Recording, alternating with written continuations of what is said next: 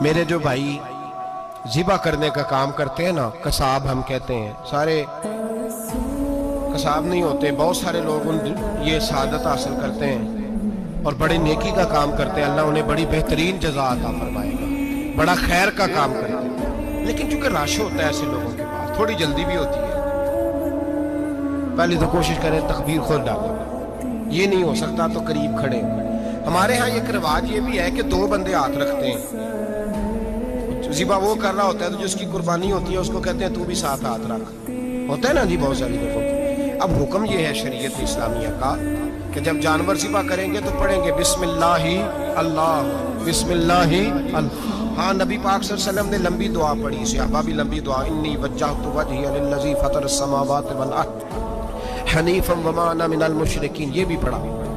اور پھر میرے رسول پاک صلی اللہ علیہ وسلم نے یہ بھی کہا کہ اللہ میری طرف سے قبول فرما، میری امت میری اہل بیت کی طرف سے قبول فرما۔ صحابہ جب جانور ذبح کرنے لگتے پہلے یہ دعا پڑھتے، پھر کہتے اللہم تقبل منا کما تقبلتا خلیل کا ابراہیم علیہ السلام وتقبلت حبیب کا محمد صلی اللہ علیہ وسلم، اے اللہ ہم سے بھی قبول فرما جیسے تو نے حضرت ابراہیم سے قبول فرمائی اور جیسے اپنے حبیب حضرت محمد صلی اللہ علیہ وسلم سے قبول۔ یہ ساری دعا پڑھیں اور جب جانور ذبح کرنے لگے تو پھر پڑھیں بسم اللہ اللہ، بسم اللہ اللہ۔ اچھا 2 آدمیوں نے ہاتھ رکھا ہوا ہے، 2 آدمیوں،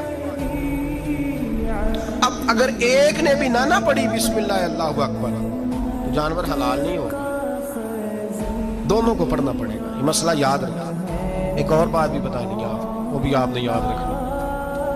قربانی کے بڑے جانور میں کتنے حصے ہوتے ہیں؟ 7۔ اب 7 حصوں میں 7 کی نیت قربانی کی ہونی چاہیے،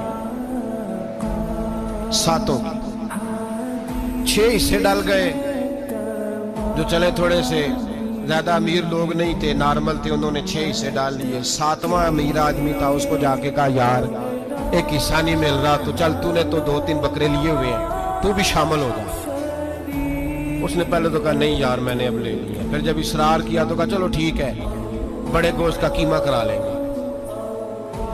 تو اس طرح کرو، ڈال لو میرا بھی حصہ۔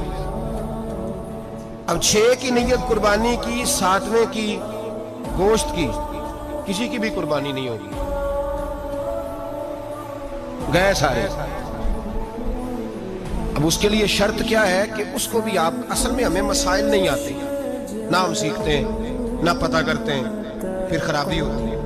اب اس سے کہیں کہ یار قربانی سے پہلے اپنی نیت کا اعادہ کر، اپنی نیت کا اعادہ کر، بتا کہ تیری نیت کیا ہے، اگر غلط ہے تو صحیح کر لے، تاکہ سب کی قربانی تو بتا۔ یہ جو تو رکھ رہا ہے قربانی، تو کس کی قربانی کر رہا ہے؟ دادا جی کے نام کی، ابا جی کے نام کی، اپنے پیر کے نام کی، استاد کے نام کی، یا رسول پاک صلی اللہ علیہ وسلم کے نام، نبی پاک کے نام کی؟ اسے پوچھیں اور جو وہ نیت بتائے اس نیت کی دعا ہوگی، اس کی طرف سے کہا جائے گا اے اللہ اس کی طرف سے اسے قبول۔ میری بات کی سمجھ آ رہی ہے میرے عزیزوں کو؟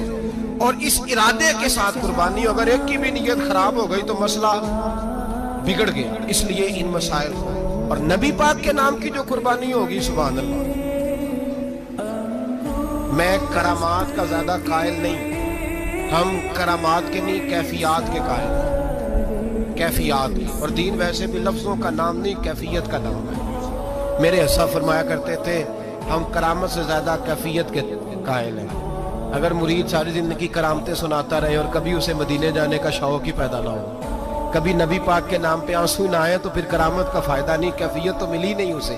ہم کیفیت، اسی طرح ہم نظرانے کے نہیں نظر آنے کے قائل ہیں۔ تو بھائی یہ یاد رکھ لیں، کیفیت کا نام دین ہے، نبی پاک کے نام کی قربانی۔ میں قائل تو نہیں کرامت کا، لیکن ایک بات میں نے اپنے ایک استادوں سے، ایک بزرگوں سے سنی ہے، میرا دل کرتا ہے وہ سنا دوں۔ اور بزرگوں کا قول ہے اصل رنگ جو میں عرض کر رہا ہوں اسی رنگ میں اس کو رکھیے گا، اور جس حد تک میں بات کر رہا ہوں اسی حد تک رکھیے گا۔ اب ہر آدمی کے پاس موبائل ہوتا ہے، فوراً بات ریکارڈ ہوتی ہے، فوراً میڈیا پہ جاتی ہے، فوراً لوگ کمنٹس کرتے ہیں، تو بھائی جس حد تک سناؤں اسی حد تک رکھیے گا۔ میرے ایک بزرگ فرمایا کرتے ہیں کہ نبی پاک کے نام کا جانور ذبح کرو اور وہ گوشت اس آدمی کو کھلاؤ جس کا حافظہ کمزور ہے، اللہ اسے وسیع حافظہ عطا فرمائے گا۔ اور فرمایا کرتے کہ میرا تجربہ ہے نبی پاک کے نام کا جانور ذبح کرو اور جس آدمی سے کوئی گناہ نہیں نہ چھوٹتا، کسی گناہوں میں الجھ گیا ہے، اسے وہ والا گوشت کھلاؤ، اللہ اس کے دل میں نور پیدا فرمائے گا اور گناہ سے نفرت ہو جائے گی اسے، جو نبی پاک کے نام کا جانور ہو۔